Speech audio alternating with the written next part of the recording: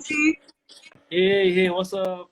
What has been keeping you sane during lockdown? How do you keep the creative juices flowing? How has lockdown been treating you? I've had a dope time with my quarantine buddies. So we'll just like have a lot of jam sessions, and new ideas to tackle the music that I'm about to drop. Mm-hmm. Yeah, man. So it's just been one of those. Even we had enough time to like also plan for everything that's got to do with the new song featuring Pro and stuff. Pro plays Yeah. and Bliss. Yeah. So yeah, man. I've been just keeping myself inspired, and I have people around me that keep me motivated, and you know what I'm saying. Yeah. Okay, Challenge that's me and keep me amazing. down. Let's talk about Pro a little bit. Last week Monday was his Yeah. birthday, and this was the first Yeah. time that we actually celebrating Ipethega Pro without him. How Yeah. did you go about celebrating it? Was he big on birthdays? No. No,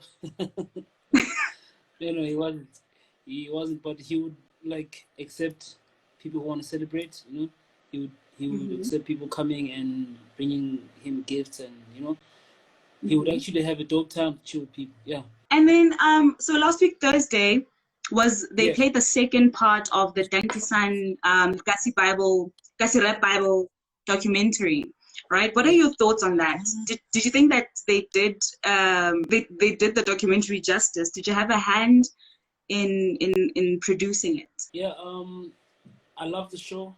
I love how they executed the image and and the brand Dankie San. It's about the album. Mm-hmm. It's about the recording and the making of Dankie San. So it's just based on around that time of his life. Mm-hmm. It's just as he got the deal with TS Records.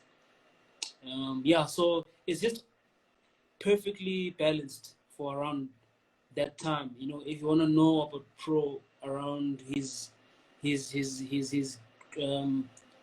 creative ways of recording. And especially he was so excited for Dankie San because it was his first album with TS. He was so excited and very motivated, and like, yeah, he would speak about it almost every day, like, hey, Dankie San. He was very, very, very careful on how he wants to bring out the sound that he wanted to bring out with Dankie San. Yeah, my family is part of this. Yeah, so everything else is cool. I'm just part of the voiceovers production. Yeah. Right, that's amazing. That's so dope. Now, like, I have to ask you this question, right? And I know I phrased it like in your own biased opinion, because you have to be biased. Yeah. He was your brother, right? What do you think made Dankie San such an iconic album? I think he was very happy at that point. Mm-hmm. That's what brings out the classic feel of the whole body of work. You know what I'm saying?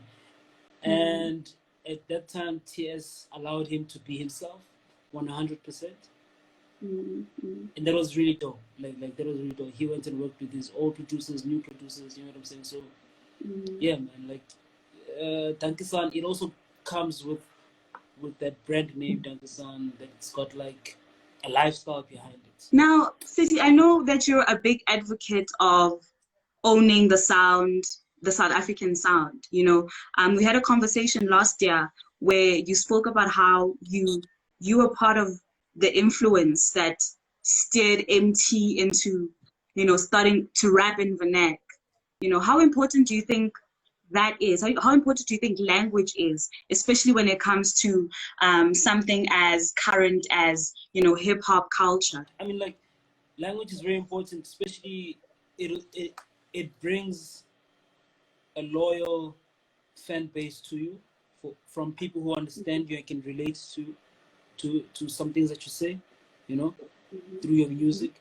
So if ukhuluma isiZulu, uzothola a lot of Zulu support, you know what I'm saying? It's not something that splits. It doesn't split anything from a listener's a listener's perspective, you know, or point of view. Because no more suit, you still like the fact that this guy is representing, you know. It doesn't have to be something that's, you don't have to do the whole song in Venek, but just to who are you, you know, where did you grow up, you know, when AKA would do some, say a line like oh, like a fish and chips, you know. You do understand a lot of colleagues would like, yo, hey Massa, hey Messi, fish and chips, what, you know what I'm saying?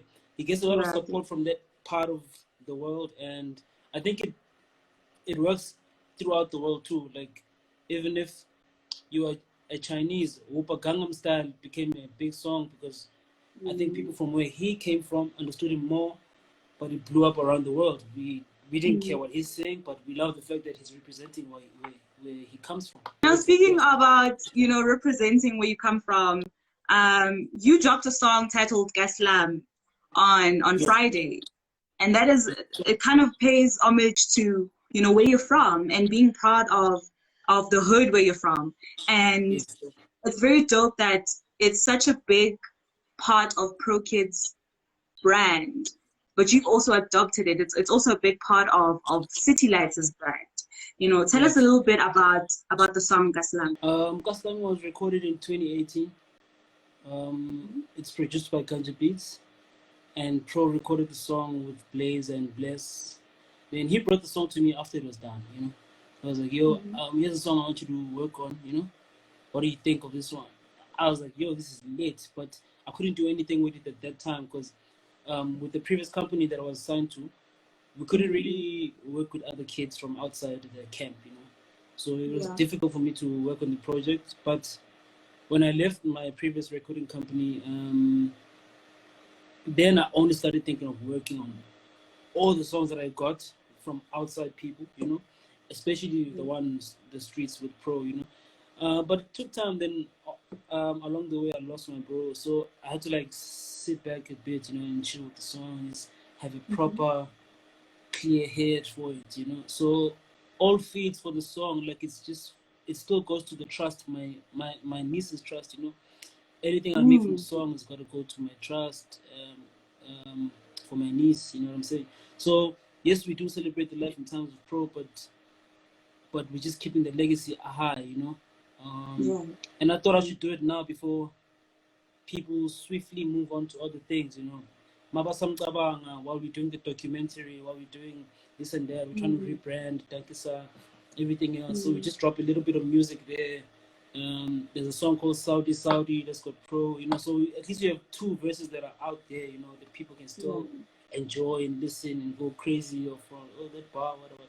So it's still like we still give them the reason why Pro is celebrated so much, you know, and why he's respected so much. So if people don't know about Pro, they can just listen to what's new and be like, oh, okay, so this is how he would have sounded in 2020 or in 2019. Yeah. Oh, that's amazing.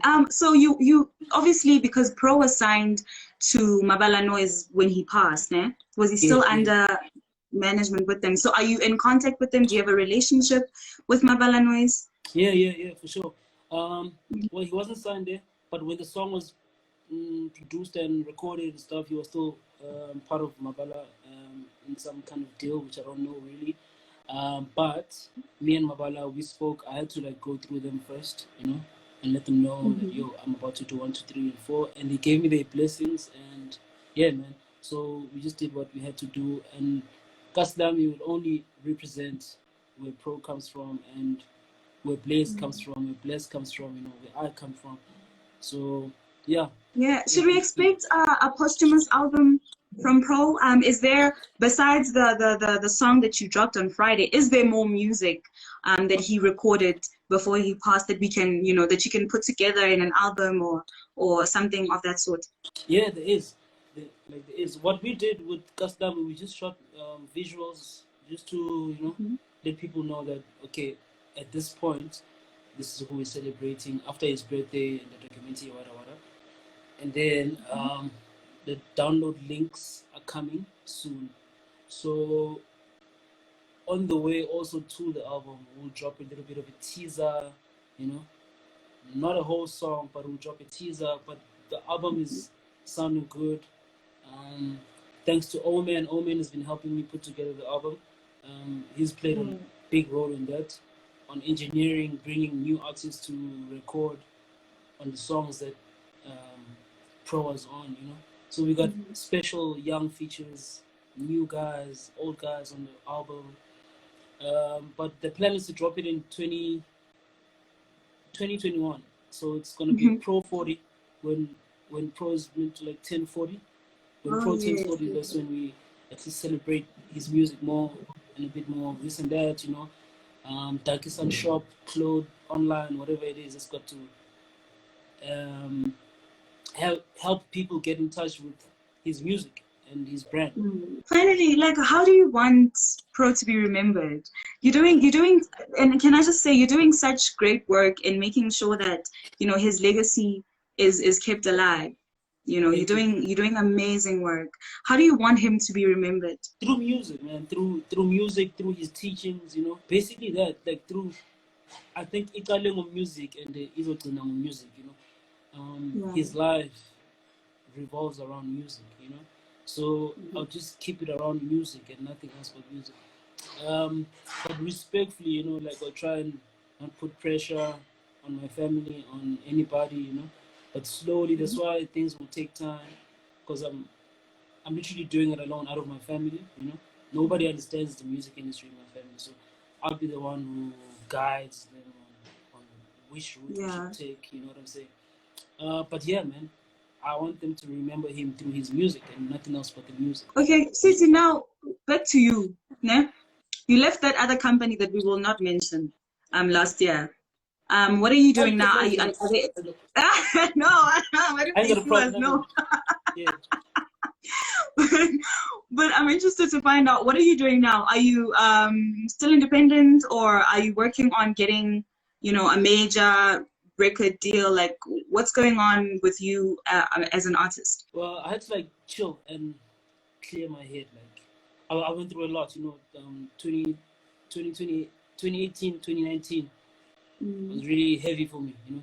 So I had to like relax and stop partying through music and just find other ways of, you know, give myself therapy through some other things that, you know, and not this whole fame and attention type thing. But now I'm independent and I'm willing to drop new music now. I've got new music dropping soon. And yeah, man, that's just been that much, you know. I've just been working on myself before anything else, you know. Citi, thank you so much for your time. We will definitely be keeping in touch with you, because I think you have a lot of exciting things that you are doing. So we'll chat to you soon. Yo, thank you, Skipani. Thank you.